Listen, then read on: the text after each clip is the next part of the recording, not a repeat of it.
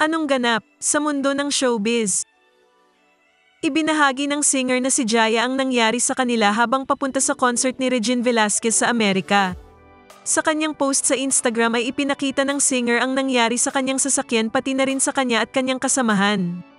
Kwento ni Jaya sa nangyari.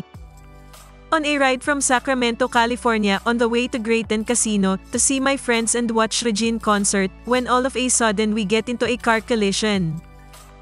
My friend's Dr. Josephine Weber was driving and with us was Auntie Merly Escolta, her cousin, when suddenly we get hit from the back. I am doing okay but my friends are being checked and they will be alright, by God's grace. Thank you Jesus for sending us divine protection and covering us with your blood. It could have been super worse. I'm glad Doc and Auntie Merles are okay. Sabi ni Jaya. Thank you Lord for making it another day.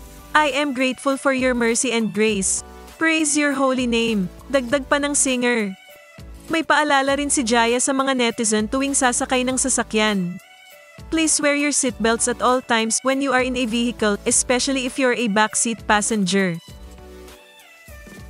Kung nagustuhan mo ang content na ito, huwag kalimutang mag-subscribe at i-click ang share, like, at i-comment ang inyong opinyon.